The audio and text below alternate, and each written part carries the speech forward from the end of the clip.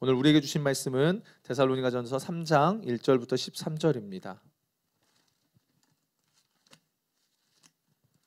데살로니가전서 3장 1절부터 13절입니다. 우리 함께 같이 보시고요. 마지막 절은 우리 함께 같이 보도록 하겠습니다. 교독하시고 마지막 절은 함께 보겠습니다. 제가 먼저 읽겠습니다. 이러므로 우리가 참다 못하여 우리만 아덴에 머물기를 좋게 생각하고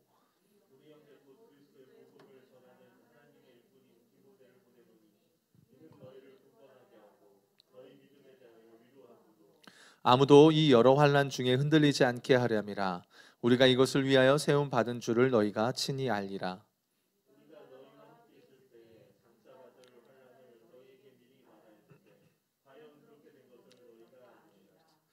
이러므로 나도 참다 못하여 너희 믿음을 알기 위하여 그를 보내었노니 이는 혹 시험하는 자가 너희를 시험하여 우리 수고를 헛되게 할까 함이니.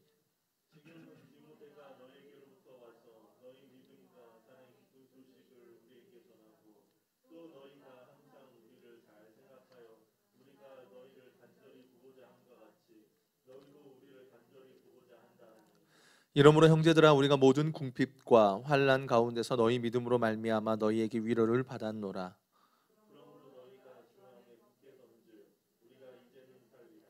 우리가 우리 하나님 앞에서 너희로 말미암아 모든 기쁨으로 기뻐하니 너희를 위하여 능히 어떠한 감사로 하나님께 보답할까?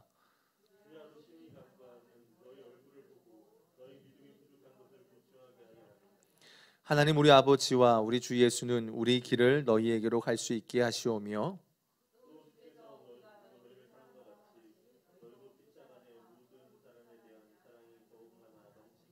다 같이요. 너희 마음을 굳건하게 하시고 우리 주 예수께서 그의 모든 성도와 함께 강림하실 때에 하나님 우리 아버지 앞에서 거룩함에 흠이 없게 하시기를 원하노라. 아멘.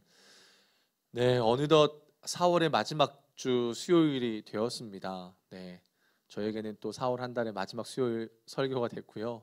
또 다음 달 5월 달부터는 황 목사님께서 또 이 수요일 날 이 강단을 주님의 은혜로 또 채워 주실 겁니다. 데살로니가 전서를 살펴봤습니다. 이제 저는 6월 달에 설교를 하게 될 텐데요. 데살로니가 전서를 마무리하고 그 다음에 또 주님 앞에 계획하고 있는 부분들이 좀 있는데요. 그 부분들을 여러분들과 좀 은혜를 나누는 시간들이 되었으면 좋겠습니다. 데살로니가 전서를 통해서 여러 부분에서 하나님의 일하심에 대한 부분들을 살펴봤습니다. 하나님께서 어떤 교회 가운데 역사하셨는지, 특별히 신생교회라고 말하는 그 데살로니가 교회 가운데 하나님께서 어떻게 역사하셨는지, 그 가운데 특별히 전하는 자에게, 또 전하는 자는 어떻게 말씀을 전해야 되고 또 듣는 자들은 또 어떠한 자세로 들어야 되는지에 대해서 우리가 좀 살펴보았습니다. 오늘 본문을 말씀을 읽어보았습니다. 여러분 어떠십니까? 오늘 본문의 내용들을 읽어보시면 여러분에게 다가오는 그 마음의 느낌이 어떤 느낌이십니까? 오늘 본문을 보면 바울 사도가 얼마나 데살로니가 교인들을 향한 애절한 마음을 갖고 있는지가 여러분 보여지시죠? 정말 얼마나 그가 그 교인들을 사랑하고 있는지, 어떻게든 그들과 접촉하기를 원하고 어떻게든 그들에게 뭔가 영향력을 주길 원하는 사도 바울의 마음이 오늘 본문 가운데 너무 잘 드러나 있습니다. 1절에 보면 이렇게 이야기를 합니다. 참다 못하여 우리만 아덴에 머물기를 좋게 생각하고, 참다 못하여 더 이상 숨기지 못하고 억누르지 못한다는 겁니다. 이게 감당할 수가 없는 겁니다. 저들을 만나고 싶은데 도무지 만날 방도가 없어서 이게 감당할 수가 없는 그런 심령의 상태라는 겁니다. 그래서 바울 사도가 자신의 영적인 아들이라고 말하는 디모데를 보냅니다. 5절에도 보면 이렇게 말해요. 나도 참다 못하여 너희 믿음을 알기 위하여 그를 보내었다라고 말합니다. 그러니까 한마디로 바울 사도가 디모데를 이 데살로니가 교인들에게 보낼 때는 굉장히 그 심령 안에 여러 감정들이 있었고 격양된 부분들이 있었다라는 것을 알 수 있습니다. 물론 그 격양됨의 근거는 우리가 막 화가 나서 격양된 것이 아니라 너무나 간절한 겁니다. 너무나 보고 싶은 겁니다. 너무나 만나고 싶은 겁니다. 여러분 어떠세요? 이렇게 주일날 교회 나오고 수요일날 이렇게 교회 나올 때 그런 마음 있으십니까? 막 이렇게 저희들이 막 이렇게 그러셔요? 저희도 그래요. 네, 모두가 그랬으면 좋겠어요. 네, 이 주체할 수 없는 이 감정들. 바울이 이토록 이렇게 그 데살로니가 교인들을 바라보면서 이런 감정을 가질 수밖에 없었던 이유는 뭐냐면 그곳의 성도들이요, 바울이 자신이 전한 그 복음을 듣고요, 그런 거 있잖아요. 제일 기뻐요. 언제 기쁘냐면 성도님들이 그 말씀을 붙들고 어떻게든 씨름하려고 할 때에 너무 기쁜 거예요. 근데 특별히 이 데살로니가 교회 가운데 어떤 역사가 있었냐면, 바울이 전한 복음을 듣고 어떻게든 말씀대로 살아가려고 합니다. 그런데 그 가운데 그들에게 고난이 찾아오는 거예요. 이 데살로니가 전서는 고난과는 떨어져야 뗄래야 뗄 수가 없는 겁니다. 더욱이 3주밖에 복음을 전하지 못했지만 하나님께서 그 기간과 상황을 뛰어넘어 복음 자체의 능력을 경험하게 해주셨는데, 필연적으로 믿는 자들에게 고난이 따르는 상황을 바울이 너무나 잘 알고 있는 겁니다. 사실 그가 있었을 때부터 고난과 박해는 이미 시작이 됐습니다. 근데 바울 사도는 어쩔 수 없는 거예요. 본인이 그걸 해결해낼 수 있는 방법이 없는 겁니다. 그래서 바울 사도는 밤에 급박하게 도망을 나옵니다. 그러나 그곳에 삶의 터전을 두고 있었던 데살로니가 성도들은 어떻습니까? 나올 수 있습니까? 못 나옵니까? 못 나오지요. 어쩔 수 없이 핍박에 노출될 수밖에 없는 그 상황에 대해서 바울 사도는 너무나 잘 알고 있는 겁니다. 그걸 보는 목회자의 마음이 어떨까요? 마음이 무겁죠. 굉장히 무거울 겁니다. 어떻게 말로 형용할 수 없을 정도로 그 마음의 무거움은 참 많을 것 같습니다. 그런데 바울 사도의 이야기를 보면 분명히 그 무거울 수밖에 없는 그런 상황 속에서도 감사의 고백이 그는 계속 나옵니다. 감사할 수 있는 이유는 바울 사도가요, 디모데를 보낼 수 있었다는 게 참 감사했던 거예요. 디모데는 바울에게 영적인 아들입니다. 근데 그를 보낼 수 있었다라는 것 자체만으로도 참 감사했던 겁니다. 그래서 후회하지 않는다라고 이야기를 해요. 그런 가운데 주님이 길을 열어주셔서 디모데를 보냈고, 그 인도하심에 대한 바울의 신뢰가 있었기 때문에 그냥 자기만 아덴에 머문 것에 대해서 그래, 이거라도 나는 좋게 생각해 라고 그가 고백을 하는 겁니다. 바울이 디모데를 보낼 때의 마음은 필연적으로 맞이할 수밖에 없는 그 고난 가운데서 어떻게든요, 디모데를 통해서 그 데살로니가 성도들의 믿음을 굳건하게 세우고 싶은 거예요. 굳건하게요. 그냥 인간적인 마음으로 지금 디모데를 보낸 게 아닙니다. 인간적인 생각으로 그냥 디모데를 보내서 잠깐 좀 갔다 와, 뭐 그런 차원이 아닙니다. 디모데가 그곳을 간다라는 건 디모데 또한 환난 가운데, 고난 가운데 노출될 수 있는 부분입니다. 너만 가서 고난 당해 이렇게 뭐 밀어내는 게 아니라는 거예요. 어떻게든 환난 가운데서 그들이, 데살로니가 성도들이 흔들리지 않고, 또 그 데살로니가 성도들을 시험하는 자들이 있었어요. 여러분 주변에도 많지요. 시험하는 자들 때문에 그들이 그 시험에 무너지지 않고 굳게 서기를 원하는 마음이 바울 사도 안에 있었습니다. 그래서 보내는 거예요. 또 하나는 바울 사도가 디모데를 보내는 마음이 뭐냐면요, 여러분 중보기도 해보셨잖아요. 뭐 우리 포도나무 교회가 뭐 기도로는 워낙 유명한 교회죠. 근데 중보기도가 여러분 왜 힘이 됩니까? 기도 자체에 능력이 있으니까 힘이 되겠죠. 그런데 여러분 그거 참 힘이 되지 않습니까? 저는 그래요. 정말 힘들 때요, 누구 한 사람이요, 기도하고 있어요. 목사님 기도하고 있어요. 그 말이요, 그렇게 큰 힘이 돼요. 그렇게 큰 위로가 돼요. 바울 사도가 그러는 거예요. 디모데를 보내면서 이야기하는 게 뭐냐면, 너희들만 혼자 남아있는 거 아니야. 너희들만 그곳에서 고립되어서 영적으로 외로운 게 아니라 나도 비록 몸은 떨어져 있지만 너희와 함께 그 고난에 참여하고 너희를 위해서 기도하고 있어. 너희를 위해서 함께하고 있어. 흔들리지 마 라고 그렇게 이야기하는 거예요. 디모데를 보낼 때는 그런 마음이 거기에 포함되어 있는 겁니다. 위로하고 싶은 마음이 있었던 겁니다. 어떻게든 그들이 흔들리지 않고 세우고 싶은 그 간절한 그 마음이 있었던 겁니다. 사실요 여러분, 바울 사도는요 이미 데살로니가 성도들에게 복음을 전하는 과정에서 자신들이 복음을 받아들이게 되면 어떤 일이 벌어질 건지에 대해서 이미 이야기를 했어요. 한번 보겠습니다. 오늘 말씀 4절, 3장 4절 말씀을 한번 여러분 성경을 찾아주세요. 네, PPT 안 나갑니다. 성경을 찾아주십시오. 네, 저 얼굴 이렇게 뚫어지게 쳐다보시면 안 됩니다. 네, 오늘 말씀 3장 4절을 한번 여러분 찾아보실까요? 자, 함께 보겠습니다. 우리가 너희와 함께 있을 때에 장차 받을 환난을 너희에게 미리 말하였는데 과연 그렇게 된 것을 너희가 아느니라라는 거예요. 그러니까 이게 무슨 말이냐면 바울이 복음을 전할 때 이미 너희에게 너희가 복음을 받아들이는 순간 너희의 삶에 고난이 주어질 거야 라고 이미 이야기를 한 겁니다. 그러니까 이미 데살로니가 성도들은요, 뭘 각오하고 예수를 믿은 겁니까? 예, 환난, 어려움, 고난을요 예상하고 예수를 믿은 겁니다. 이걸 놓치면 안 됩니다. 이걸 놓치면 안 됩니다. 이게 너무 중요한 겁니다. 그냥 예수 믿으면 좋아라는 막연한 환상과 그냥 느낌적으로 감정적으로 좋아라는 것, 믿으면 교회에 오면 내 마음에 평안이 있어라는 것으로 가는 것이 아니라 각오하고 있는 겁니다. 각오하고 있어요. 예수를 믿는다는 것이 내 삶의 문제가 되고 해결되고 만사형통할 거야 라는 뜻으로 가지 않는다는 말입니다.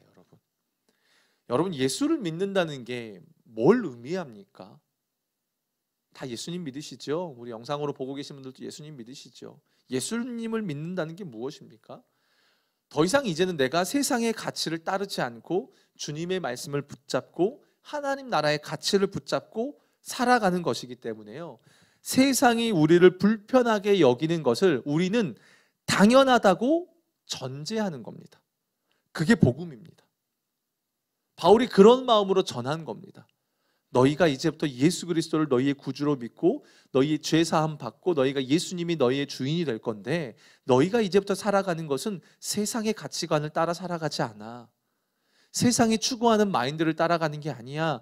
말씀을 따라가는 거야. 그러다 보면 세상으로부터 너희가 어려움을 당할 거야 라는 걸 바울에게 듣게 되었다는 겁니다. 여러분, 우리가 착각하면 안 됩니다.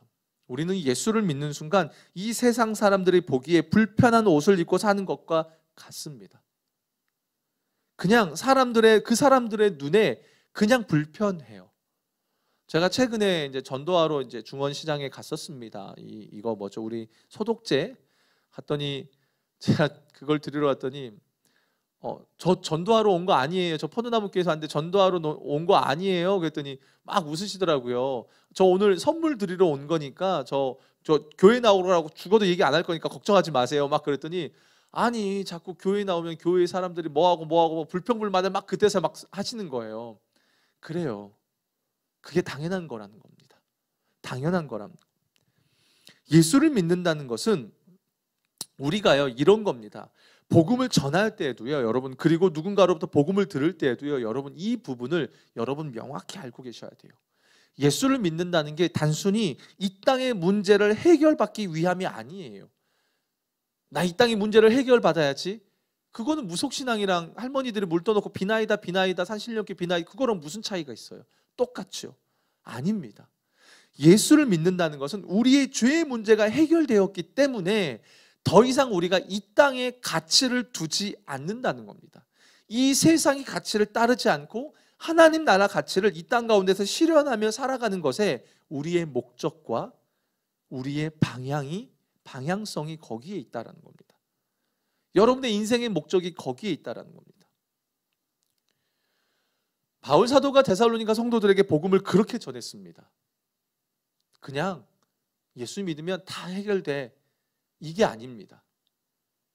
너희가 진짜 예수를 구주로 영접하면 고난이 따를 거야. 그리고 데살로니가 성도들은 그 복음을 받아들입니다. 그러니까 그들도 그 복음 앞에 어떻게 반응하는지 아십니까? 자, 우리가 사도행전으로 한번 여러분 넘어가 볼게요. 사도행전 17장으로 한번 가보겠습니다. 사도행전 17장 5절에 보면 이렇게 나옵니다. 다 찾으셨죠? 사도행전 17장 5절에 보면 유대인들은 시기하여 저자의 어떤 불량한 사람들을 데리고 떼를 지어 성을 소동하게 하여 야손의 집에 침입하여 그들을 백성에게 끌어내려고 찾았으나, 그러니까 한마디로 데살로니가에서 복음을 전하는 가운데 유대인들이 소동을 일으켜서 바울 일행을 잡으려고 난리를 치는 겁니다. 폭동이 일어나는 거예요. 불량배는 깡패들이라고 그랬잖아요. 조폭이에요. 그런 우리식으로 따지면 6절에 보니까 발견하지 못하면 야손과 몇 형제들을 끌고 읍장들 앞에 가서라고 말을 합니다. 바울 일행이 데살로니가에 머물 때에 그들을 돌본 사람들이 야손 일행들이었던 것입니다. 그런데 야손을 비롯한 데살로니가 성도들이 그 유대인들이 일으킨 소동과 저들의 침입에 대해서 어떻게 반응을 하냐면요, 바울을 고발하지 않습니다. 바울이 여기 있어요, 뭐예요 뭐예요 라고 바울을 고발하지 않습니다. 여러분 한번 생각을 해보십시오. 바울이 복음을 전했을 때에 현세의 문제 해결이라는 측면으로 복음을 전했다면 어땠을까요? 여러분, 예수 믿으면 이 땅의 문제가 다 해결될 거예요, 탄탄대로일 거예요, 만사형통일 거예요, 이렇게 전했다면 이 순간에 어땠을까요? 저라면요, 뭐야, 뭐 예수를 믿는데 그럼 왜 우리가 이런 질질 끌려가야 돼? 라고 하면서 저 같았으면요, 바울을 고발했을 것 같아요. 그죠? 속은 거 아니야? 라고 바울을 넘겼을 겁니다. 그런데 그들이 어떻게 합니까? 바울을 고발했다는 내용이 없어요. 야손이요, 바울을 고발했다라는 이야기가 없는 겁니다. 그리고 두 번째로, 데살로니가 성도들이 저들의 폭동에 어떻게 반응하냐면, 지금 그 유대인들이 힘의 논리로 지금 야손을 비롯한 데살로니가 성도들을 공격하고 있잖아요. 근데 데살로니가 성도들이 어떻게 하냐면 힘으로 맞받아치지를 않고 있어요. 오히려 6절에 보면 발견하지 못하면 야손과 몇 형제들을 끌고, 여기서 끌고 가다라는 이 단어가 여러분 제가 첫째 주에 이야기 나눴던 것 같아요. 어떤 물건이나 사람을 이렇게 질질 끌고 간다는 뜻 있잖아요. 그런 뜻입니다.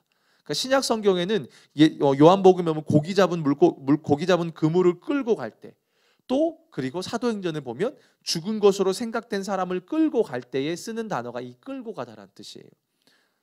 그러니까 언제로 생각이 들 수 있겠어요? 바울 사도가 1차 전도 여정 때 루스드라에서 복음을 전하다가 어떻게 됩니까? 돌에 맞아 죽게 됐죠. 사실 죽은 겁니다. 왜냐하면 그때 유대인들이 작정하고 덤벼든 거예요. 신성모독이라고 생각하면서 이 바울을 죽이려고 대충 위협하려고 돌을 던진 게 아니라 죽인 겁니다. 주님의 은혜로 바울이 살아난 거라고 봐야죠. 스데반 집사님 때처럼 그렇게 한 겁니다. 근데 어쨌든 지금 야손을 비롯한 그 형제들이 그렇게 질질 끌려가는 거예요. 무엇 때문에요? 예수를 믿는다는 이유 때문에요. 바울이 믿은 예수를 믿는다는 이유 때문에 그렇게 갑니다. 이 질질 끌려갈 때 여러분 어땠을까요? 바울이 루스드라에서 돌에 맞아 죽고 나서 여러 가지 이제 책들을 고증한 책들을 보게 되면 그냥 이 감당할 수 없는 육체가 돼버립니다. 여러분 돌에 맞아 보셨습니까? 저는 눈에다가 어렸을 때 제 시골에서 눈싸움 할 때에 돌멩이 하나를 놓고 눈으로 이렇게 뭉쳐가지고 이렇게 던진 적은 있고요, 맞아본 적은 없어요. 근데 이거는 돌을 던진다는 건요, 죽인다는 겁니다. 그렇게 맞고 이 야손 일행들도 그렇게 질질 끌려가는 겁니다. 육신적인 상태가 어떠했는지 짐작이 가죠. 모든 곳이 성한 곳이 없는 겁니다. 만약에 이들이요, 이 데살로니가 성도들이요, 바울이 전한 복음을 현세적 문제 해결, 만족 뭐 이런 쪽으로 받아들였다면 이 과정 속에 어떻게 했을까요? 유대인들이 자기들을 막 치려고 공격하러 깡패들을 일으켜서 올 때에 너희들 왜 그래? 힘과 힘으로 맞서지 않았을까요? 아니면 도망치든지요. 그렇죠? 근데 마치 이들의 모습이 어때요? 끌려가는 모습이 예수님께서 어린 양으로 십자가의 제물로 드려질 때에 뭐라고 말하죠? 순한 양처럼 끌려간다라고 구약의 말씀을 통해서 이야기하는 것처럼 이들이 끌려갑니다. 왜요? 그들이 그 고난이라는 과정, 어려움이라는 과정을 이미 바울이 복음을 전할 때에 듣고 있었던 겁니다. 그래서 그것이 그들에게는 낯선 것이 아니라 당연한 것이었기 때문에 그렇습니다. 한마디로 예수를 믿는다는 것에 대해서 뭔가 환상에 사로잡혀 있으면 안 된다는 겁니다. 사랑하는 성도 여러분, 기독교 신앙은요, 철저하게 현실적입니다. 굉장히 현실적입니다. 여러분, 부부싸움을 우리가 왜 합니까? 십수년을 서로 다른 가치관에서 살다가 어느 날 결혼이라는 이름으로 하나가 돼서 한 집에 삽니다. 생각해 보십시오. 누구는 양말을 거꾸로 뒤집어 놓고, 누구는 뭐 치약 갖고 싸운다고 그러잖아요. 누구는 밑에서부터 짜 올리고, 누구는 중간에서 짜고. 이것 때문에 저 신혼 때 그랬거든요. 양말을 하는데 양말하고 집사람이 뭐라 하는 거예요. 그래서 여보 미안한데 나 지금 30 몇 년 동안 이렇게 살아왔어. 내가 천천히 고쳐는 볼 텐데 당장 이거 갖고 뭐라 하지 않아줬으면 좋겠어. 그랬더니 알았대요. 그러니까 뭐예요? 서로 다른 가치관을 사는데 그래도 부부는 사랑이란 이름으로 이렇게 같이 살아가는 거잖아요. 그런데요, 성도와 세상의 관계는 사랑의 관계가 아니에요. 적대 관계예요. 적대 관계 속에서 한 울타리 안에 놓여져 있는 것입니다. 그렇기 때문에 우리가 예수를 믿는다고 우리를 봐주는 것이 없습니다. 오히려 너희 그래? 그럼 우리에게 더 많은 걸 요구합니다. 그렇기 때문에 우리가 예수를 믿는다는 건요, 그러한 것들을 감수하고 믿는 겁니다. 아니, 더럽고 치사해도 예수 믿는 것이요, 우리를 더럽고 치사하게 만드는 그 현실보다 더 복되기 때문에 우리는 예수를 믿는 겁니다. 우리가 복음을 이해할 때 제대로 이해해야 되는 이유가 그것입니다. 처음에 우리가 복음을 전할 때에 시간상 어쩔 수 없이 예수님 믿으면 행복, 저도 그래요. 시간이 없잖아요. 만나주지 않잖아요. 예수님 믿고 행복하세요. 물론 우리는 그 행복이라는 것이 단순히 세상에서 말하는 행복이 아니라 더 큰 차원의 행복을 말하죠. 그런데 일단 그 복음을 받아들이고 나면 우리 안에 분명히 깨달아야 될 것이 있다는 것입니다. 예수를 믿는 자는 세상 가운데 어떠한 존재로 살아가야 되고, 그 가운데 세상은 우리를 어떻게 바라보고 있는지에 대해서 우리는 명확하게 알고 있어야 한다는 겁니다. 우리가 다음 세대를 잘 가르쳐야 되고요, 새 가족들을 잘 양육해야 되는 이유가 그렇습니다. 만몬이 교회 안에 들어와 버립니다. 물질 만능이 교회 안에 들어와 버립니다. 그러면 그건 안 된다는 것이죠. 바울 안에 그 마음이 있습니다. 오늘 본문을 보면 바울 사도가 엄청나게 애쓰는 대목이 어떤 대목에서 애를 씁니까? 저들을 어떻게든 세우고 싶은 거예요. 어떻게든 세우고 싶은 겁니다. 분명 시험하는 자들이 와서 데살로니가 성도들을 흔들 것이 너무나 뻔합니다. 그러니 얼마나 애가 타겠습니까? 그래서 디모데를 보내면서 저들의 믿음이 어떠했는지를 점검하고 싶은 겁니다. 그동안 자신이 죽을 각오를 하고 그 전한 복음이 허사가 되지 않도록 막고 싶은 그 간절한 마음이 바울 사도 안에 있는 겁니다. 그래서 바울은 디모데를 아덴에서 데살로니가로 보냅니다. 근데 오늘 본문에서 보면요, 그 디모데가 데살로니가에 갔던 디모데가 와서 소식을 전해주는 겁니다. 그 소식이 뭐냐면 우리가 1장에서 이미 살펴봤던 소식이에요. 믿음의 역사와 사랑의 수고와 또 환난 가운데 인내하는 모습에 대한 소식을 듣게 되는 겁니다. 그러니까 이걸 들을 때 기분이 어떨까요? 얼마나 시원할까요? 얼마나 감사할까요? 엄청나게 속이 시원할 것 같아요. 아마 뭐 바울은 어떨지 모르지만 디모데는 제가 볼 때 저랑 비슷하게 대장성 과민 증후군이 있는 것 같아요. 디모데도 얼마나 위장병을 많이 앓았다고 그러잖아요. 그러니까 얼마나 이 과정 속에서 마음을 쏟았을까요? 긴장하고 어떻게든 저들을 세우기 위해서 마음을 쏟았을까요? 디모데는요, 그 데살로니가 다녀와서요, 한술 더 떠서 데살로니가에 있던 성도들이요, 바울에게 3주밖에 복음을 전하지 못하고 밤에 도망가듯이 떠난 그 바울 일행을 미워하는 게 아니라 오히려 그때의 일을 기쁘게 여기고 감사하게 여기고 있다라고 이야기합니다. 그러면서 바울 사도를 너무나 보고 싶어 한다라고 이야기를 하는 거예요. 그러니까 저는 이런 이야기 들었으면 울었을 것 같아요. 진짜 울었을 것 같아요. 울컥울컥 할 것 같아요. 어느 정도 제가 제 삶의 경험이 이런 비슷한 경험이 있었거든요. 좀 느낌이 와요. 바울 사도의 마음이 그래요. 그래서 엄청나게 그 디모데가 보고한 내용에 대해서 바울에게 엄청나게 위로가 됩니다. 그래서 오늘 본문 3절에 보면 이렇게 말을 해요. 형제들아, 우리가 모든 궁핍과 환난 가운데서 너희 믿음으로 말미암아 너희에게 위로를 받았노라 라고 말해요. 바울도 분명히 궁핍함과 환난 가운데 있었는데 그 속에서 바울을 위로해주고 만족시켜준 것이 뭔가 먹을 것과 그런 게 아니라 저들이 영적으로 어떻게든 견고하게 세워져 간다라는 그 소식, 고난 속에서 이겨가고 있다라는 그 소식 때문에 바울이 위로를 받았다라는 거예요. 그래서 8절에 보면 너희가 주 안에 선즉 굳게 선즉 우리가 이제는 살리라 이런 거예요. 한시름 났다. 이런 뜻이에요. 이런 뜻이에요. 그러면서 바울 사도가 저들을 위해서 기도하는데 먼저 하나님께 감사의 기도를 기쁨으로 올려드립니다. 그리고 어떻게든 하나님 저들을 찾아가서 저들의 믿음의 부족한 부분을 채워주고 싶습니다 라고 밤낮 간구합니다. 그리고 구체적으로 또 기도하는 게 뭐냐면 하나님 다시 방문할 수 있도록 길을 열어주십시오. 그리고 자신이 성도들을 사랑하는 것처럼 성도들 역시 피차간에 사랑하고 더 나아가 불신자들에 대한 사랑까지 넘치도록 기도해 달라고 그렇게 기도합니다.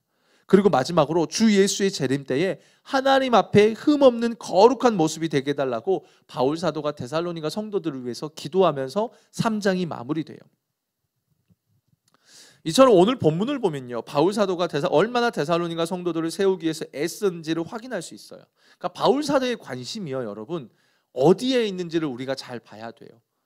바울 사도의 관심은 데살로니가 교인들이 숫자가 100명에서 200명이 되었대, 200명에서 300명이 되었대. 바울의 관심은 거기에 있지 않았습니다. 바울의 관심은 예수를 믿는 성도들이 맞이하는 그 필연적 고난의 과정 속에서 어떻게든 저들이 굳게 서서 그 길을 끝까지 감당하기를 원하는 마음이 바울에게 있었다는 거예요. 바울의 관심은 거기밖에 없었습니다. 믿음의 여정이 포기되어지지 않고 끝까지 가는 것입니다. 질적인 성장이 없으면 아무 소용이 없는 거죠. 바울 사도는 미리 이야기를 합니다. 장차 받을 환난을 미리 그들에게 말했다는 그 대목을요, 우리가 깊이 생각을 해봐야 돼요. 여러분, 환난을 좋아하십니까? 좋아하는 사람이 있을까요? 저도 솔직히 싫어요. 고난, 어려운 거, 싫어요. 특히 육체를 통해서 오는 고난은 정말 싫어요. 저는 밥 잘 먹는 분들이 너무 부러워요. 식사를요, 막 잘 드시는 분들, 뭐 여기 앞에도 계시는 것 같아요. 너무 잘 드시는 분이 너무 부러워요. 저기 뒤에도 계세요. 정말 부러워요. 저는 잘 못해요. 육신적으로 저는 그게 참 힘들어요. 근데 저도 고난이라는 게 싫어요. 좋아하는 사람은 아무도 없을 것입니다. 환난을 좋아하는 사람들. 근데 바울 사도는요, 복음을 전하면서 우리가 그토록 싫어하고 불편하게 여기는 고난과 환난에 대해서 분명하게 이야기를 합니다. 그리고 그와 함께 기독교의 본질을 이야기합니다. 바울의 관심이 우리가 살고 있는 어떻게 하면 교회를 부흥시킬까가 아니에요. 어떻게 하면 그들의 영혼이 범사에 감사할까? 그래서 쉬지 말고 기도하고 찬양하라고 이야기하잖아요. 그래서 데살로니가의 흐름이 그렇게 가는 거예요. 바울의 관심은 우리가 생각하는 그런 쪽에 있지 않습니다. 어떻게 하면 고난 속에서 예수를 믿을 때 필연적으로 맞이하는 고난 속에서 그들이 승리할 수 있을까? 그 속에서 어떻게 하면 굳건하게 설 수 있을까에 대한 관심이 거기에 있었다는 겁니다. 사랑하는 성도 여러분, 여러분의 관심은 어디에 있으십니까? 무엇에 관심을 두고 여러분 신앙생활을 하십니까?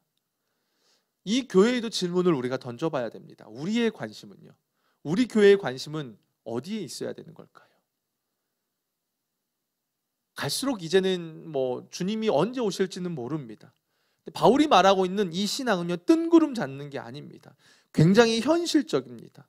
예수를 믿는다는 건요, 여러분, 이런 거예요. 내 선택. 여러분 오늘 또 선택하셨잖아요. 선택하셔서 이곳에 오셨잖아요. 여러분의 선택과 여러분이 목적하고 있는 것과 여러분이 추구하는 그 삶의 모든 방향이 예수에게 있다는 거예요. 그게 예수를 믿는다는 겁니다.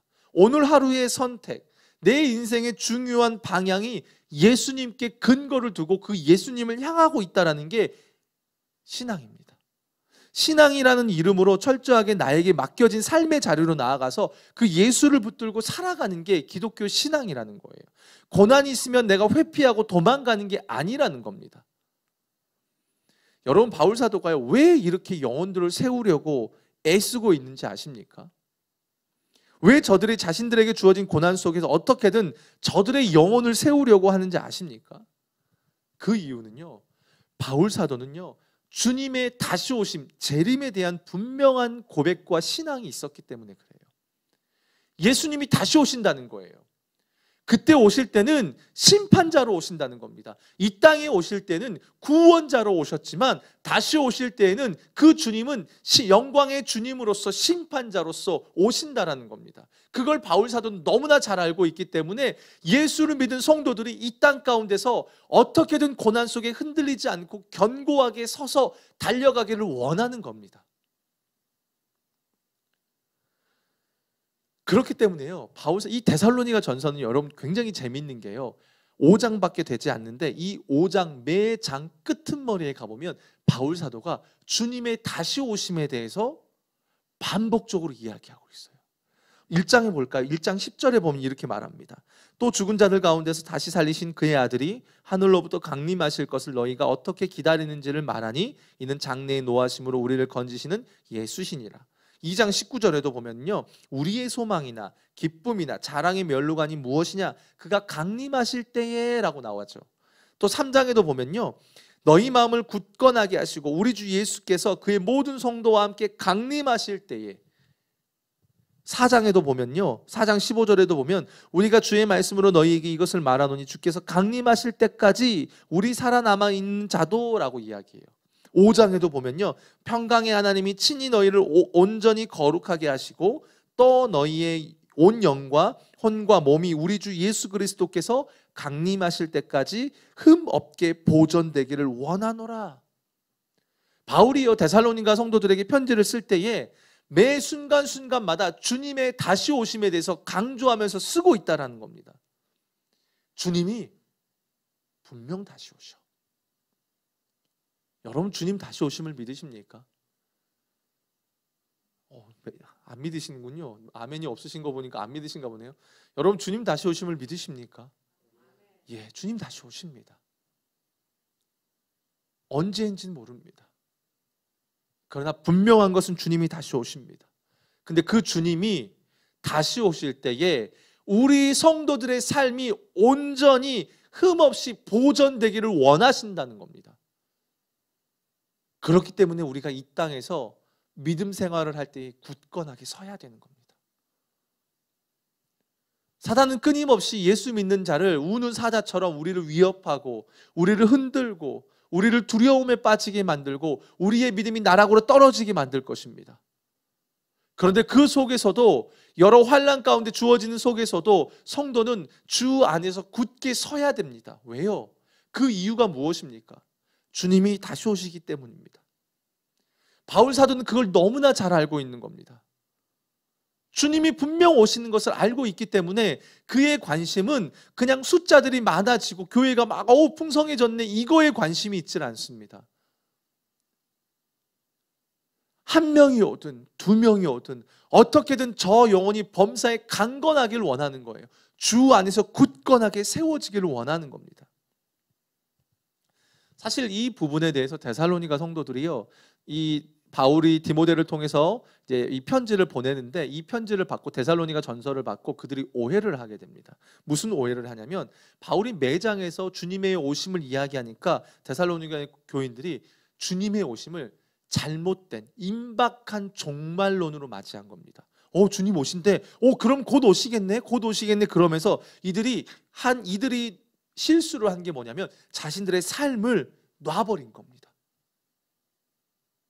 주님 오신대. 야, 그래, 주님 오신대. 영광의 주님 오셔.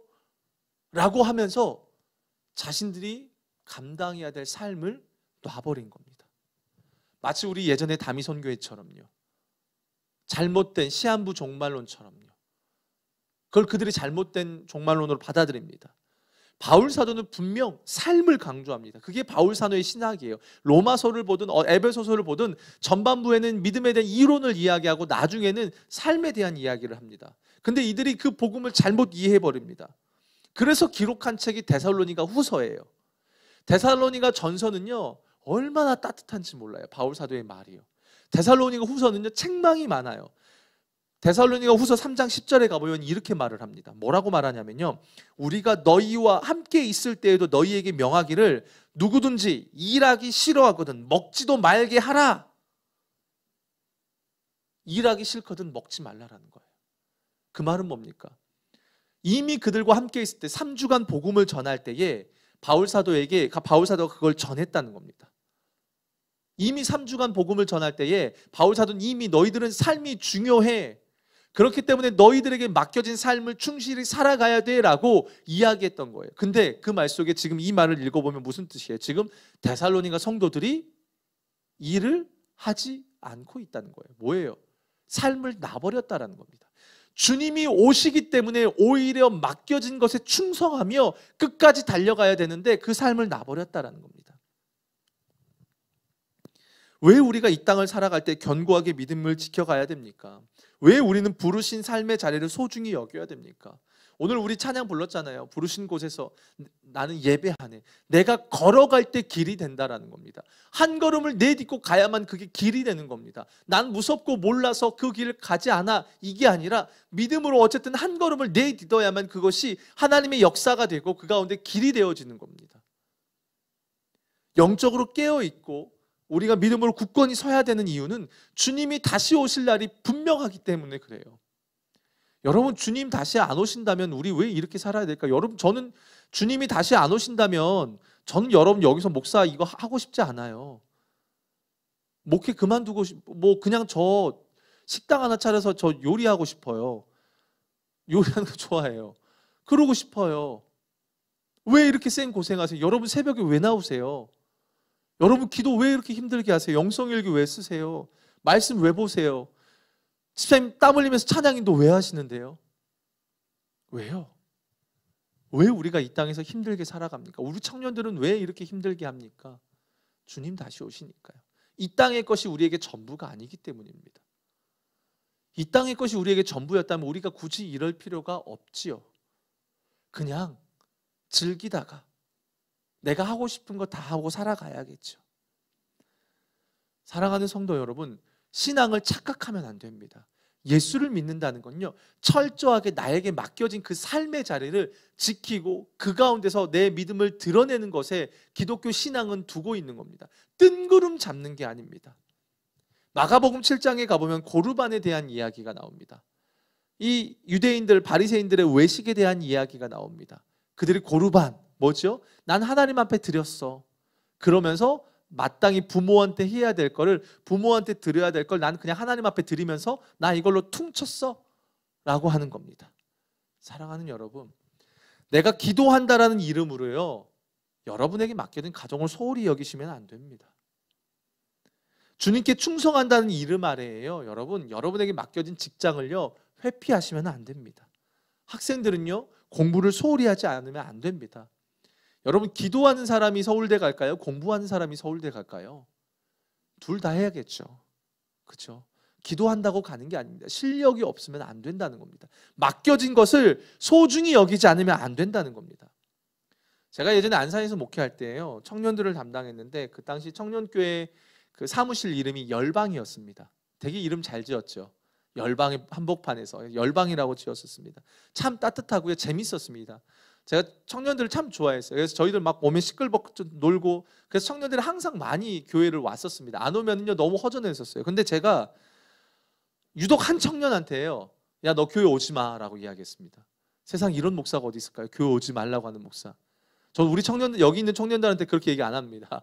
그 청년들한테 넌 진짜 교회 오지 마라고 이야기했어요. 왜냐하면요, 이 청년이 교회에 오는 때 위로를 받으려고 옵니다. 그것까진 괜찮아요. 위로 필요하죠. 위로해야죠. 얼마든지 오셔도 됩니다. 근데 문제는 이 청년이 학생이었어요.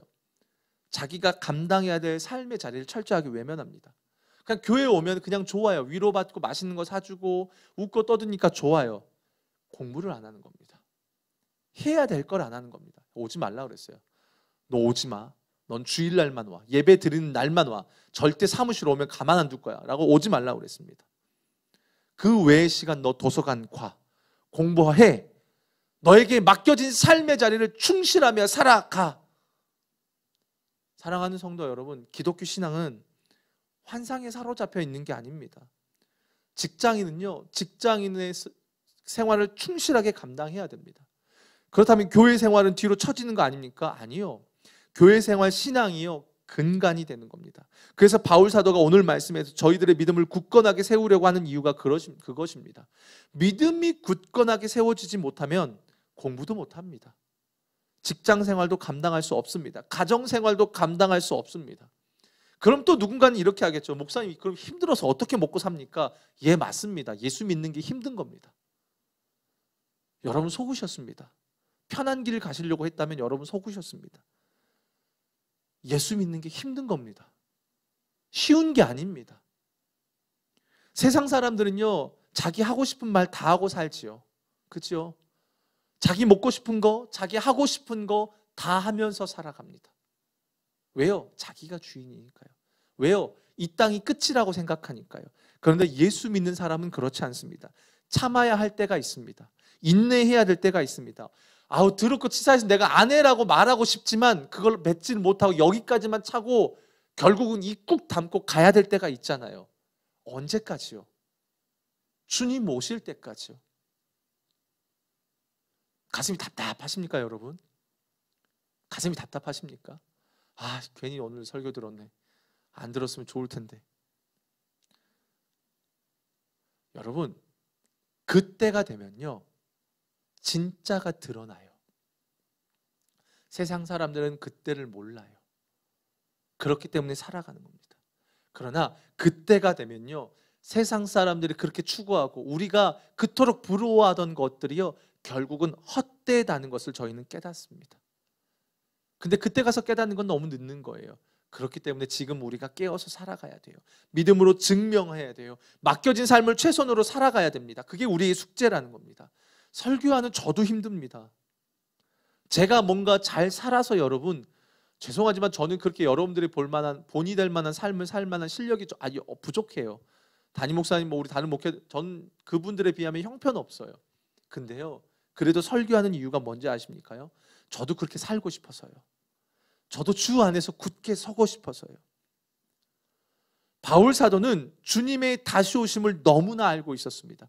그렇기 때문에 그는 복음을 가짜로 전할 수도 없었고, 그 주님의 오심 그리고 그 기간 안에 성도들이 이 땅 가운데서 살아가야 되는 삶이 결코 녹록지 않다라는 것을 바울 사도는 분명하게 증거한 겁니다. 그래서 예수 믿을 때부터 그 이야기를 한 거예요.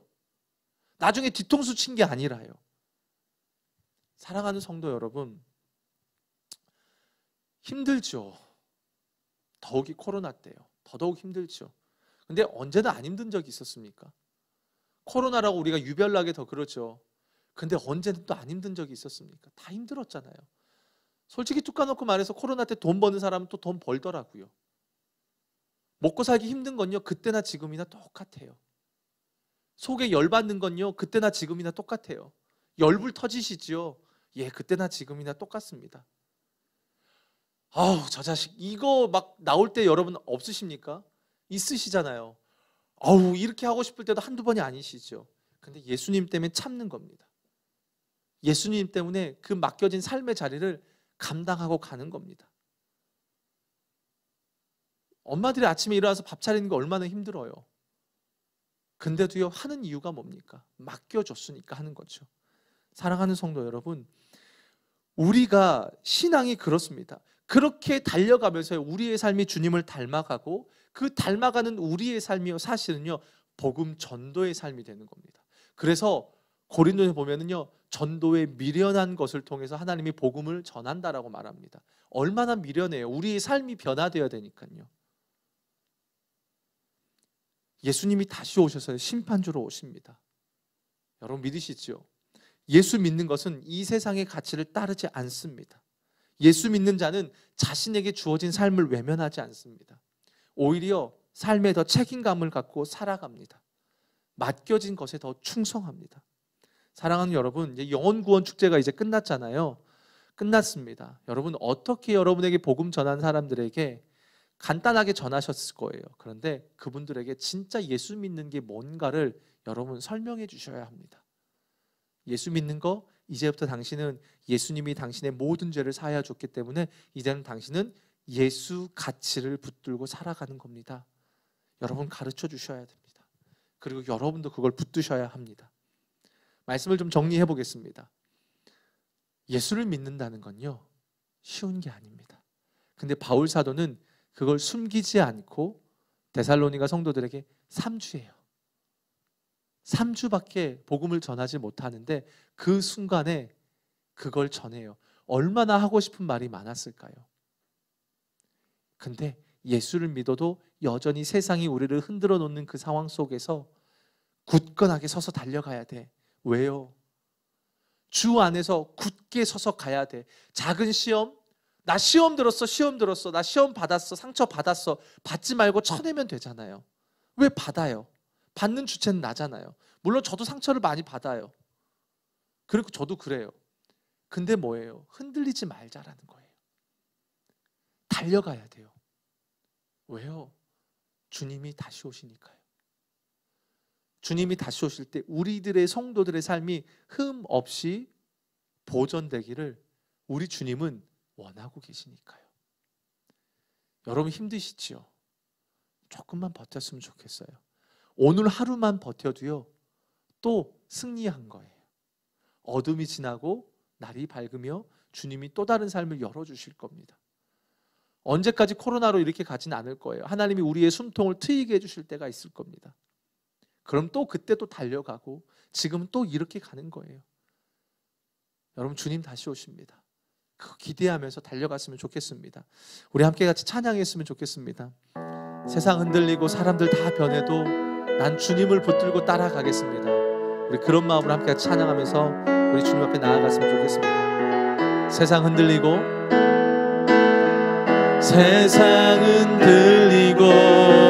사람들은 변하여도 나는 주를 섬기리.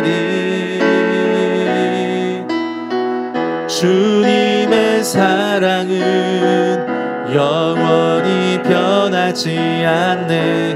나는 주를 신뢰해. 세상 흔들리고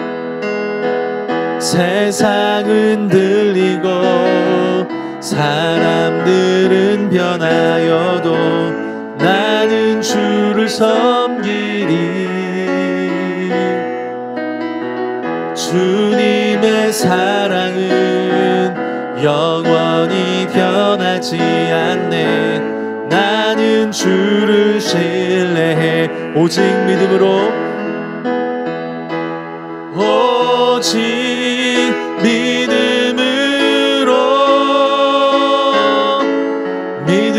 내가 살리라. 오직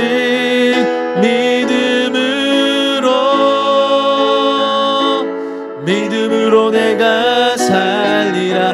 믿음은 들리고 사람들 주를 떠나도, 믿음은 들리고 사람들 주를 떠나도 나는 주를 섬기리.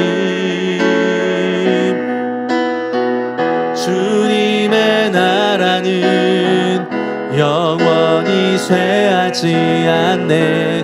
나는 주를 우리 한 번 더요. 믿음은 들리고 사람들 주를 떠나도, 믿음은 들리고 사람들 주를 떠나도 나는 주를 섬기리.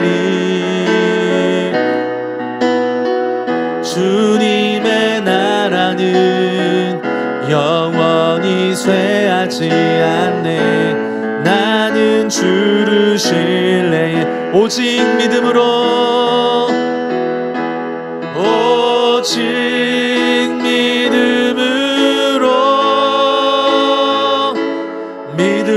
내가 살리라. 오직 믿음으로 내가 부르신 곳에서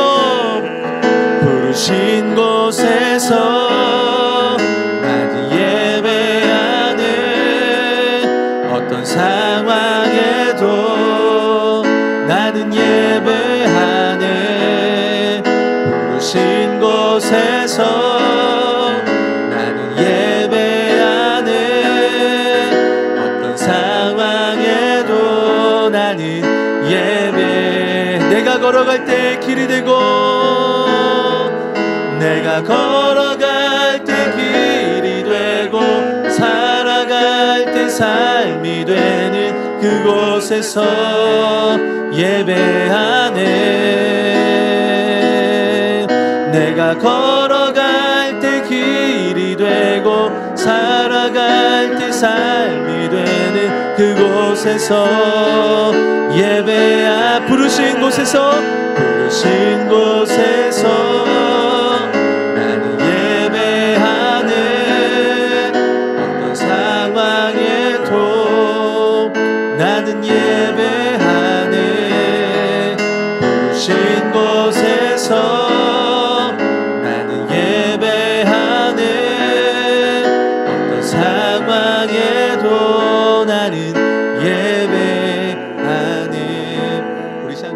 기도했으면 좋겠습니다.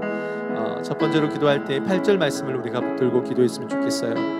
그러므로 너희가 주 안에 굳게 선즉 우리가 이제는 살리라 라고 말합니다. 바울 사도는 데살로니가 성도들이 주 안에 굳게 서 있다는 소식을 듣게 됩니다. 그제 마음을 놓습니다. 그 말은 바울 사도의 관심은 성도들의 다른 것이 아니라 그들이 얼마나 주 안에서 굳건하게 서 있느냐인 겁니다. 신앙에서 제일 중요한 것은 여러분 하나님과의 관계입니다. 주 안에서 굳게 서 있다는 말은요, 하나님과의 관계가 바르게 서 있다는 것입니다. 우리 스스로 이 시간 기도하며 돌아봅시다. 내가 지금 주의 은혜 안에 있는지, 아니면 삶의 무게 때문에 은혜를 놓치고 있는 것은 아닌지 돌아봅시다. 그리고 하나님께 간구합시다. 하나님, 굳게 서기를 원합니다. 삶의 무게 때문에 흔들리지 않길 원합니다. 굳게 서서 내가 달려가길 원합니다 라고 우리 주여 한번 외치고 우리의 삶을 놓고 우리 함께 같이 기도하겠습니다. 주여, 아버지 하나님, 간구하며 나아갑니다. 하나님, 굳게 서기를 원합니다. 성도가 마땅히 주어진 믿음의 길을 갈 때에 감당해야 될 몫인 줄로 믿습니다. 굳게 서길 원합니다. 하나님, 주님 안에서 굳게 서길 원합니다. 하나님과의 관계를 바르게 세워가길 원합니다. 아버지 하나님, 삶의 무게를 감당하는 게 쉽지 않습니다. 하나님, 먹고 사는 문제가 쉽지 않습니다. 당장에 아버지 어렵습니다. 주여, 그런데 그런 순간 속에서도 버틸 힘을 주십시오. 하나님, 나로 하여금 그 순간들을 넘어갈 수 있게 해주십시오. 나로 하여금 그 순간들을 감당할 수 있게 해주십시오. 하나님 아버지, 어떻게든 흔들리지 않고 날마다 주님과 동행하는 가운데, 주님의 말씀을 붙드는 가운데서 아버지 하나님 살아갈 수 있길 원합니다. 아버지 하나님 굳건하게 나아가길 원합니다. 아버지 하나님 끝까지 승리할 수 있도록 주님 힘을 주시고, 아버지 하나님 우리 보도나무 교회 성도들이 자신들에게 맡겨진 그 삶의 자리에서 주님과 더 친밀해지고 그 가운데서 주님으로부터 힘을 얻고 주님이 주시는 은혜와 능력으로 주여 저들이 승리할 수 있도록 아버지 하나님 힘주시고 인도하여 주시기를 간절히 원합니다. 주님 도와주십시오. 우리 성도를 능히 감당할 수 있도록 힘을 주시옵고 능력을 더하여 주시옵소서. 우리 한 번 더 마지막으로 이 시간 기도합시다. 13절 말씀을 붙들고 기도했으면 좋겠습니다. 너희 마음을 굳건하게 하시고 우리 주 예수께서 그의 모든 성도들과 함께 강림하실 때에 하나님 우리 아버지 앞에 거룩함에 흠이 없게 하시기를 원하노라 라고 말합니다. 바울 사도가 성도들의 삶을 굳건하게 하는 일에 애를 쓰는 이유는 주님이 다시 분명 오시기 때문입니다. 우리는 그 주님의 오심을 언제인지는 모릅니다. 그러나 분명 오십니다. 그렇기 때문에 성도들은 그 주 안에서 굳게 서서 맡겨진 삶을 감당하는 것입니다. 하나님, 주님 다시 오심을 내가 믿기 때문에 나에게 맡겨진 삶의 자리를 소중히 여기겠습니다 라고 기도합시다. 하나님, 나에게 맡겨진 가정, 나에게 맡겨진 직장, 내가 감당해야 될 학교, 나에게 주어진 그 모든 믿음의 길들을 주님 내가 포기하지 않고 달려가겠습니다. 나에게 힘 주셔서 잘 감당하고 주님께 영광 돌리고 마지막 때까지 주님 맡겨진 모든 것들을 감당하는 자가 되길 원합니다라고 우리의 삶을 놓고 우리 마지막으로 주여 한번 외치고 기도하고 여러분 계속 기도하도록 하겠습니다. 주여 한번 외치고 기도하겠습니다. 주여.